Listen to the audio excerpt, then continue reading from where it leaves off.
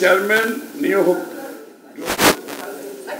উনি একজন গবেষক বিশেষজ্ঞ এবং ইউকেতে উনি পাবলিক সার্ভিসে লোকাল গভর্নমেন্টে খুবই উচ্চ পদে ছিলেন। ওনার অভিজ্ঞতার আলোকে যে বইটি আজকে আমরা এখানে উন্মোচন করতে যাচ্ছি, আগামীর উন্নত জাতি গঠনের দিক নির্দেশনামূলক সুপারিশগুলো খুব গুরুত্বপূর্ণ। দ্বিকক্ষ বিশিষ্ট সংসদ, উন্নত মানের পুলিশ ও পুলিশিং পরিচালনা এবং স্থানীয় সরকার ব্যবস্থা খুবই গুরুত্বপূর্ণ। আমরা যখন গণতন্ত্রের কথা বলি, গণতন্ত্র শুধুমাত্র নির্বাচন আর ভোট না। গণতন্ত্র হচ্ছে গণতান্ত্রিকভাবে নির্বাচিত সংসদ, সরকার এবং বাংলাদেশের প্রতিষ্ঠানগুলো যদি সঠিকভাবে না চলে, গণতন্ত্র কাজ করে। গণতন্ত্র কাজ করার জন্য যে প্রতিষ্ঠানগুলো আছে, এই প্রতিষ্ঠানগুলো যদি স্বচ্ছতার সাথে, যোগ্যতার সাথে চালাতে না পারে এবং সঠিক লোকজন পরিচালনা করতে না পারে, গণতন্ত্র কিন্তু কাজ করে। এই জন্য আজকের নতুন বাংলাদেশের আমাদের যে ভাবনা, চিন্তা, আকাঙ্ক্ষা, এটাকে যদি বাস্তবায়ন করতে হয়, তাহলে বাংলাদেশের গণতান্ত্রিক প্রতিষ্ঠানগুলোকে আমরা সুচারুরূপে সংগঠিত করে স্বচ্ছতার সাথে, যোগ্যতার সাথে পরিচালনা করতে হবে। যে কারণে ফয়সাল বইগুলো লিখেছেন, বইটাতে সব সুপারিশগুলো দিয়েছেন এবং এই সুপারিশ থেকে আমরা কিন্তু অত্যন্ত উপকৃত হব।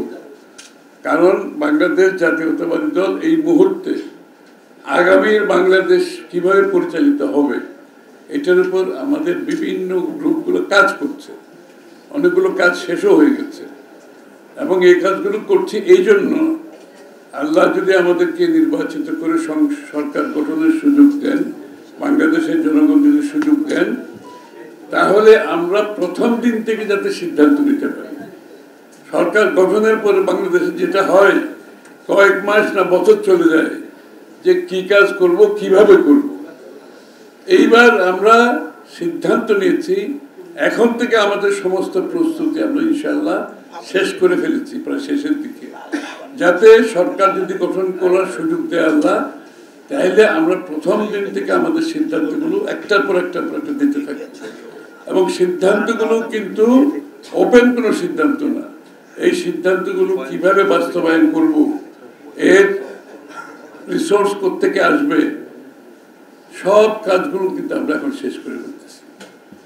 এবং এই জন্য যাতে করে বাংলাদেশের মানুষের কিন্তু আকাঙ্ক্ষা এখন আকাশচুম্বী, এটা তো আপনারা বুঝতে পারছেন। এত বড় একটা পরিবর্তনের পরে যে আকাঙ্ক্ষা, যে প্রত্যাশা মানুষের মনে জেগেছে, এইটা কম সময়ের মধ্যে পূরণ করতে হবে। এই জন্য আমরা কি কি করব, কিভাবে করব, কতদিনের মধ্যে করব, সেটাও বলে দিচ্ছি। কতদিনের মধ্যে করব, কোনটা কতদিনের মধ্যে করব, সেটা আমরা বলে দেব, যাতে করে সরকার সুচারুরূপে, দক্ষতার সাথে, স্বচ্ছতার সাথে পরিচালনা হয়। অত্যন্ত গুরুত্বপূর্ণ এই কাজগুলো আমরা শেষ করছি এখন। এর মধ্যে পুলিশের বিষয়টা আপনারা জানেন, আইন শৃঙ্খলা অত্যন্ত গুরুত্বপূর্ণ। এই যে ফয়সাল বলল, পুলিশের চিফ পালিয়ে যায়, পুলিশের কমিশনার পালিয়ে যায়, আর কেউ জেলে আছে, আর কেউ ভয় ভীতিতে চাকরিতে জয়েন করতে পারছে না, আর যারা আছে তাদের মধ্যে একটা অস্বস্তি বিরাজ করছে। কেন? একটা দেশের আইন শৃঙ্খলা বাহিনী যদি ওই জায়গায় চলে যায়, আপনি ওই দেশটি কিভাবে পরিচালনা করবেন? ওই দেশটা কিভাবে, আমরা যে রাষ্ট্র, যে নেশন বিল্ডিং এর কথা বলছি, আমরা দেশ গড়ার কথা বলছি, একটা আইন শৃঙ্খলা বিহীন দেশে একটা সুষ্ঠু আইন শৃঙ্খলা বাহিনী না থাকলে আপনি কিভাবে দেশ করতে পারবেন? আইন শৃঙ্খলা হচ্ছে একেবারে, আইনের শাসন হচ্ছে একেবারে প্রাথমিক একটি দেশের জন্য প্রয়োজনীয়তা, প্রাথমিক প্রয়োজনীয়তা। তো সেই ক্ষেত্রে ফয়সাল যে সুপারিশ মালাগুলো নিয়ে আসছে, আমার সৌভাগ্য হয়েছে, আমি কিছু কিছু সুযোগ দিয়েছি, আর উনি করার সময় আমার সাথে বিভিন্ন সময় আলাপও হয়েছে।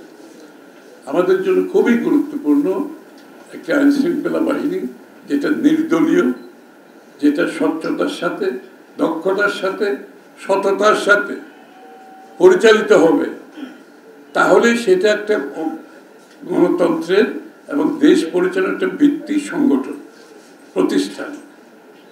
এটার উপর আমাদের একটা নীতিমালা আমরা প্রণয়ন করছি, যেটাতে পুলিশ পরিচালনা, দক্ষতা, স্বচ্ছতা, জনগণের কাছে গ্রহণযোগ্যতা, পুলিশের সাথে জনগণের সম্পর্ক থাকবে নাগরিক এবং আইন শৃঙ্খলা বাহিনী, কেউ কারো উপরে না।